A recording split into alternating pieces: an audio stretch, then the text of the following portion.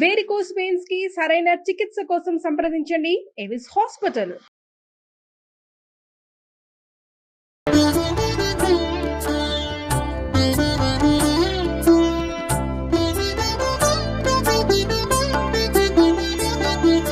నమస్కారం. మాఘపురాణం 30వ అధ్యాయం చివరి రోజుకి వచ్చాం. అయితే ఇన్ని రోజులు శ్రద్ధగా విన్నాం. ఈ ఆఖరి రోజును కూడా శ్రద్ధగా వినేసి అమావాస్య నాడు కూడా స్నానం చేస్తే ఫలితం లభిస్తుందండి. అంటే మాఘ స్నాన ఫలితం లభిస్తుంది. నిజానికి ఒక రోజు ముందే సంక్రమణం అయిపోతుంది. ఒకరోజు ముందు అయింది. అయినా కూడా అమావాస్య నాడు స్నానం చేస్తే ఫలితం లభిస్తుందని చెప్పబడింది. కాబట్టి ఈరోజు చేయొచ్చు కుదిరితే గనక. మాసములన్నిట్లోనూ మాఘమాసం అత్యంత పుణ్యదాయకమైంది. మాఘమాసంలో నదీ స్నానం విశేష పుణ్య ఫలితాన్ని ఇస్తుంది. నది లేకపోతే ఏ నీటి తావు ఎందైనా స్నానమాచరించి మహావిష్ణువుని కానీ పరమేశ్వరుని కానీ భక్తి శ్రద్ధలతో పూజిస్తే తాను చేసిన ఘోర పాపాలన్నింటినీ హరింపజేసుకోవచ్చు. మాఘపురాణాన్ని వినడము, మాఘమాస వ్రతాన్ని ఆచరించడము, భగవంతుని పూజ, సంకీర్తనలు, భజనలు, దాన ధర్మాదులు మొదలైనవి చేస్తే శ్రీహరి ఆ పరమేశ్వరుడు మనని ఎల్లప్పుడూ సర్వదా మన వెన్నంటి కాపాడతాడు. విష్ణులోక ప్రాప్తిని, తర్వాత కైలాస ప్రాప్తిని కలుగజేస్తుంది. కాబట్టి సర్వులు మాఘమాస వ్రతాన్ని ఆచరించడము ఎంతో శ్రేయస్కరమని చెప్పబడిందట. అయితే పూర్వం అనంతుడనే బ్రాహ్మణుడు యమునా నదీ తీరంలోని ఒక అగ్రహారంలో నివసించేవాట. అతనికి పూర్వీకులు ఇచ్చినటువంటి వంశపారంపర్యంగా ఉన్న ఆస్తి అధికంగా సంక్రమించి ఐశ్వర్యవంతుడు అవటంతో అహంకారిగాను, మొండిగా, మూర్ఖంగాను ఉండేవాడట. విద్య అంతంత మాత్రం. నిత్యం ఇంటి నుంచి డబ్బులు పట్టుకెళ్ళి దుర్మార్గులతోనూ దుష్టులతోనూ తిరుగుతూ జులాయిగా తయారయ్యాడు. చెడు అలవాట్లకి, దురభ్యాసాలకి లోనయ్యాడనమాట. తల్లిదండ్రుల హితబోధలు వినక తన ఇష్టానుసారంగా ప్రవర్తించేవాడు. ఏనాడు దైవ చింతన చేయలేదు, పాపభీతి లేదు. ఆ రకరకాల దురభ్యాసాలు, దుర్వ్యసనాల పాలైపోయాడు. పేర్లెందుకు, బోల్డని ఉన్నాయి వ్యసనాలు, సప్తమహావ్యసనాలు ఏర్పడ్డాయి. అయితే సకల దుర్గుణాలు వచ్చేసాయి. ముసలివారైన అమ్మా నాన్న ఎంతో చెప్పి చూశారు కానీ ఏమీ లేదు. వాళ్ళ హితబోధ ఏంటంటే చెవిటి వాడి ముందు శంఖం ఊదినట్టుగా అయిపోయిందనమాట. ఇక కాలమే వాడికి సమాధానం చెప్పాలని ఆ పెద్దవాళ్ళు సరిపెట్టుకుని ఊరుకున్నారు. ఇలా ఉండగా కొంతకాలానికి వాడికి కొంచెం మెల్లిగా జ్ఞానోదయం అవటం మొదలుపెట్టింది. ఎందుకని, ఎలా అయిందో చూడండి. శుభ్రంగా ఉంటే ఎవరికి జ్ఞానోదయం కాదండి. ఏదైనా మొహం పగిలిపోతే బుద్ధి వస్తుంది, ఎవరికైనా అంతే. ఏం జరిగేది, ఈ దుర్గుణాల వల్ల ఇతనికి రోగాల పాలు పడ్డాడు. ధనం తగ్గిపోయింది. స్నేహితులు దగ్గరికి రావడం మానేశారు. స్నేహితులు సహాయం చేయటం లేదు, దాన ధర్మాలు చేయలేదు, దైవ చింతన అసలే లేదు. ఒంట్లో ఓపిక పోయాక ఏమవుతుంది, దైవ చింతన ఆటోమేటిక్గా వస్తుంది. ఇంకేం చేయలేడు, ఎవరు రారు, ఏం చేయాలి? అప్పుడు దైవం వైపుకి బుద్ధి వెళ్ళిపోతుందన్నమాట. ఒకనాడు ఏమనుకున్నాడట, అయ్యో అమ్మా నాన్న పెద్దవాళ్ళు చెప్పినట్టు వినలేదు, ధనబలంతో మిక్కిలి గర్విష్ఠగా ప్రవర్తించాను, సకల దుర్గుణాల బారిన పడ్డాను, నేను పాపాత్ముడిని, ఒక భక్తి లేదు, నాకు భగవంతుడు లేడు, నాకు మోక్షం ఎక్కడి నుంచి వస్తుంది, ఒక్క పుణ్యకార్యం చేయలేదు. ఈ మాఘమాసం అత్యంత పుణ్యప్రదమని ఒక్క స్నానం చేయరా, ఒక్కసారి చేసిన పాపం పోతుందని మా అమ్మా నాన్న బతిమలాడినా నేను వినలేదు, నాకు నిష్కృతి లేదు, కనీసం రేపటి నుంచైనా స్నానం చేద్దాం అని భావించట. దాన ధర్మాలు చేసి విష్ణువుకి పూజలు, భజనలు, సంకీర్తనలు చేయించాలి, మాఘమాస వ్రతం ఆచరించాలి అని భావించాడు. ఇది ఎప్పుడు భావించాడు? అమావాస్య నాడు తెల్లవారి భావించాడు. ఇంకా మాఘంలో ఉన్నాడు. భావించేసరికల్లా సరే పడుకుని నిద్రపోయాడు. ఆనాటి రాత్రి కొందరు దొంగలు అతని ఇంటిలో పడి సర్వం దోచుకుపోతుండగా ఆ లికిడికి మెలకు వచ్చింది. సర్వం అంటే చాలా ఏం లేదు, బోళంతా ఆయన అవగొట్టేశాడు. ఈయన ఎక్కువ డబ్బు అవగొట్టినప్పటికీ ధనవంతుల ఇళ్లలో వస్తు సామాగ్రి చాలానే ఉంటుంది. దొంగ వాళ్ళకి అదే చాలు. ఉచితంగా వచ్చేది ఏదైతే మాత్రం తక్కువే ఉంటుంది, ఏదైనా ఎక్కువే. సరే వాళ్ళు ఎవరో దొంగలు వచ్చారు. ఈయన ఏం చేశాడు, దొంగలని అరుస్తూ వాళ్ళ వెంటబడ్డట. అలా తరుముతూ ఒక పెద్ద నది వంతెన మీదకి వెళ్ళాడట, తరుముకుంటూ వెళ్ళి. అయితే ఏమైంది, ఈ దొంగలతో పాటు పెనుగులాడుతున్నాడు. చేతులు పుచ్చుకున్నాడు. వస్తువులు ఏవో దీపక్ సెమ్యాలు అవి వెనక్కి లాక్కోవటానికి. పెనుగులాటలో ఇతను కాస్త ఆ వంతెన మీద నుంచి ఎగిరి ఆ నీళ్లలో పడిపోయాడు. ఒకడే ఎంతసేపు అని పోరాడతాడు? వాళ్ళు ఒక 5-6 ఉన్నారు. ఇతనికి ఆల్రెడీ అనారోగ్యం వచ్చేసింది. ఓపిక మంతుడు కాదు, పైగా తెల్లవారుజాము, అర్ధరాత్రి దాటి తెల్లవారుతోంది. ఏం ఓపిక ఉంటుంది నిద్రా సమయంలో? దాంతో ఏమైంది, ఆ దొరికేది ఒక దొంగ ఏం చేశాడంటే, ఈ సామాన్లు పట్టుకున్నవాడు దీపక్ సెమ్యాతో ఈ అనంతుడి తల పగలగొట్టి అదే అదనని మిగిలిన దొంగలు పారిపోయి వీడిని ఎత్తి పట్టుకుని ఆ నీళ్లలో మునిగిపోయాడు అనమాట. అది మాఘమాసపు చిట్ట చివరి రోజు అమావాస్య నాడు.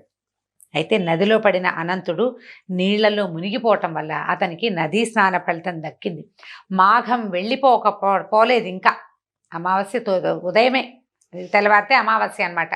అంటే శివరాత్రి కూడా అయిపోయింది. వాడికి తెలీదు, శివరాత్రి తెలీదు, అమావాస్య తెలీదు.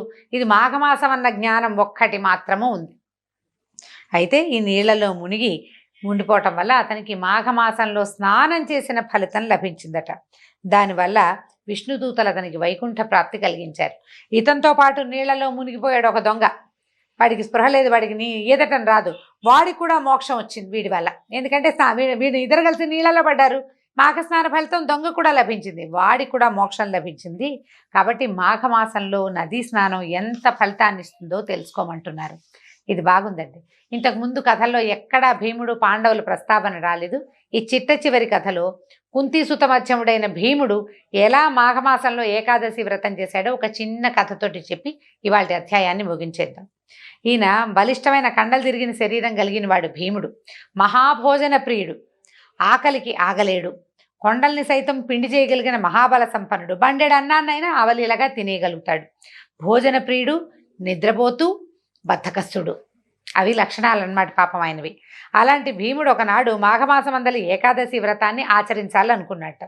పురోహితుల్ని సంప్రదించాడు. వాళ్ళు పూజా నిర్వహణాది కార్యక్రమాలన్నీ వివరంగా చెప్పి ఏకాదశి నాడు శ్రీహరి ప్రీత్యర్థం ఉపవాసం ఉండాలని చెప్పారు. లేకపోతే ఫలితం దక్కదన్నారు. సహజంగా చెప్తారు కదా. అయితే భీముడికి అంతా బాగుంది, కానీ ఉపవాసం ఉండటం అనే పాయింట్ ఆయనకు నచ్చల. అసలే ఈయన భోజన ప్రియుడు. సరే ఏమనుకున్నాడు, పురోహితుడైన ధౌమ్యుణ్ణి పిలిచి, అయ్యా నేను మాఘమాసం అందు ఏకాదశి వ్రతాన్ని ఆచరించదలుచుకున్నాను, విధి విధానాన్ని చెప్పమన్నాడు. వీళ్ళు ఒకటే చెప్తారు, ఈయన ఏమైనా అమెండ్మెంట్స్ చెప్తారేమో అని అడుగుతున్నాడు అనమాట. ధౌమ్యుడు అన్నాడు, మంచిది భీమసేన, నువ్వు చేసే ఈ వ్రతం నీకు అత్యంత పుణ్య ఫలితం ఇస్తుంది. ఏకాదశి అత్యంత పవిత్రమైంది, మహావిష్ణువుకి అత్యంత ప్రీతికరమైంది, నిరభ్యంతరంగా చేయొచ్చు అన్నాడు. అలాగే చేస్తాను, కానీ నేను భోజన ప్రియుణ్ణి, ఆకలికి ఆగలేను, ఉపవాసం ఉండటం నా తరమేనా, నాకు సాధ్యమవుతుందా మీరు చెప్పండి, నేను అసలు ఉండలేను కదా అని ఆలోచిస్తున్నాను. వాళ్ళు నాకు చెప్పారు ముందే, మన మిగిలిన పురోహితులంతా ఉపవాసం ఉండాలి అని.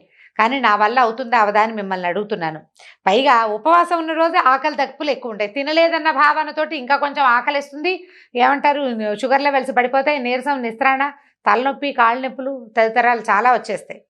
కాబట్టి నా ఆకలి దాహం తీరినట్లుగా, వాటికి ఇబ్బంది లేకుండా ఏకాదశి వ్రత ఫలితం నాకు దక్కేటట్టుగా ఏదైనా ఒక సలహా చెప్పండి అని అడిగేటట భీముడు.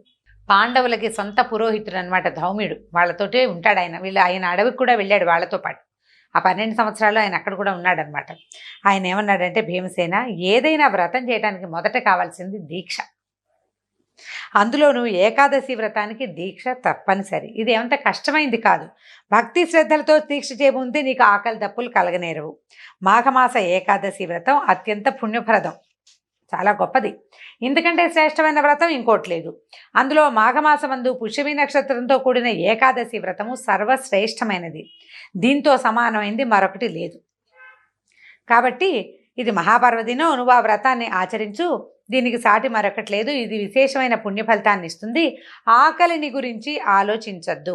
దీక్షలో ఉన్నవాడికి ఆకలి కలగదు. ఫోకస్డ్గా ఉంటే కలగదనమాట. నియమనిష్టలతోటి భక్తి శ్రద్ధలతోటి ఆచరించు, భగవద్ధ్యానంలో ఉండు అని వ్రత విధి విధానాన్ని ధౌమ్యుడు భీమసేనుడికి ఉపదేశించాడు. తమ పురోహితుడైన ధౌమ్యుడు ధైర్యం చెప్పేసరికి భీముడికి సంశయం తీరటంతో మాఘశుద్ధ ఏకాదశి వ్రతాన్ని అత్యంత భక్తి శ్రద్ధలతోనూ నియమనిష్టలతోనూ చేసి ఉపవాసం ఉండి ఏకాదశి వ్రత ఫలితాన్ని పొందాడు. భీముడు ఆచరించాడు కాబట్టి ఏకాదశిని భీమేకాదశి అని కూడా అంటారట. వెళ్ళిపోయింది, చివరి రోజున ఈ కథ వచ్చింది ప్రస్తావన, అందుకని చెప్పదలుచుకున్నాను. మనం ఎలాగో మహాశివరాత్రి కూడా పూర్తి చేసేసుకున్నాం. అయితే ఇప్పుడు మనం చెప్పుకోవాల్సిన వ్యవహారం చివరికి ఏం మిగిలిందంటే, దిలీప మహారాజు తన గురువైన అంటే కులగురు అయినటువంటి వశిష్ఠ మహర్షిని ఈ మాఘ పురాణము, దాని యొక్క విశిష్టత, మాఘ మాస వైశిష్ట్యము, మాఘ స్నానం ఎలాంటి పుణ్యప్రదమో తెలుసుకోవడం కోసం ఎన్నో రకాల ప్రశ్నలు వేసి ఆయన ద్వారా ఈ విషయాన్ని తెలుసుకున్నారని సూత మహాముని శౌనకాది ఋషులకు తెలియజేశారు. దిలీపుడికి వశిష్ఠుడు, మధ్యలో కృష్ణపద మహర్షి, జహ్ను మహర్షి వాళ్ళిద్దరూ, తర్వాత కార్తవీర్యార్జునుడు, ఆయన కూడా దత్తాత్రేయుడు, కార్తవీర్యార్జునుడు, వాళ్ళ సంవాదము. ఇంతమంది సంవాదం అంటే మాట్లాడుకోవటం అనమాట. ఇన్ని రకాల కథాగమనాలతోటి ఈ మాఘ పురాణాన్ని మనం ముందుకు తీసుకెళ్ళామండి. చివరికి వచ్చేసాం కాబట్టి 30వ రోజున దీని ఫలశ్రుతి ఏమిటి అనేది మాఘ పురాణాంతర్గతంగా ఏం చెప్పబడిందో చూద్దాం. ధర్మ ప్రబోధకములైన మాసాల్లో మాఘమాసం ఉత్తమోత్తమము. యజ్ఞము మొదలైన పుణ్యకామ్య కర్మలను అన్నిటినీ చేయుట వలన వచ్చేంతటి పుణ్యము మాఘమాస వ్రతం ఒకదాన్ని చేస్తేనే కలుగుతుంది అని చెప్పబడుతోంది అనమాట. సూత మహాముని చెప్తున్నారు. మాఘమాస వ్రతము సర్వ పుణ్యక్రియల సారము, అన్ని విధములైన తపస్సులకు సారభూతమైంది, సర్వధర్మముల సారము, శివకేశవులిద్దరికీ ప్రీతిపాత్రమైనది.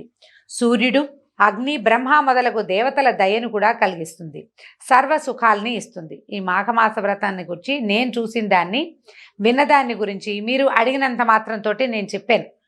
మానవుడు అన్ని ధర్మాల్ని ఆచరింపలేకపోయినప్పటికీ మాధవ ప్రీతికరమైన మాఘమాస వ్రతాన్ని విడువక ఆచరించినట్లయితే సర్వధర్మాల్ని ఆచరించడం వల్ల వచ్చే ఫలితం పొందగలుగుతాము. ఈ పురాణాన్ని శ్రీహరి సన్నిధిలో చెప్పేవాడు, భక్తితో వినేవాడు ఇహపరములందు సర్వసుఖాల్ని పొంది తుదకి శ్రీహరి సాన్నిధ్యాన్ని చేరుతారు. సూతుడు ఈ రకంగా చెప్తున్నారన్నమాట. ఈ విషయాన్ని చెప్పి ఏం చెప్తున్నారు? మాఘమాసం చాలా గొప్పది, రోగాల్ని పోగొడుతుంది, సర్వైశ్వర్యాల్ని ఇస్తుంది, ఆయుర్దాయాన్ని పెంచుతుంది, విష్ణు సాన్నిధ్యాన్ని కలిగిస్తుంది, ముక్తిని కోరిన వాడికి ముక్తినిస్తుంది, కోరిన కోరికల్ని ఇస్తుంది. వినయ విధేయతలు కలిగిన శిష్యునికి, శ్రద్ధ కలవానికి, మంచి నడవడిక గలవానికి, ఆత్మజ్ఞానికి ఈ వ్రతాన్ని చేయండి అని చెప్పాలట. అంటే ఇప్పుడు శ్రద్ధగా వినే వాళ్ళందరికీ ఈ లక్షణాలు ఉన్నాయన్నమాట. వినయ విధేయతలు ఉన్నట్టు, శ్రద్ధ ఉన్నట్టు, మంచి నడవడిక ఉన్నట్టు, ఆత్మజ్ఞాని అంటే నేనెవరు, నేను ఎక్కడి నుంచి వచ్చాను అనే విషయాన్ని తెలుసుకునే ఆలోచన ఉన్న వాళ్ళే ఇలాంటి వాటికి ఆకర్షితులవుతారు.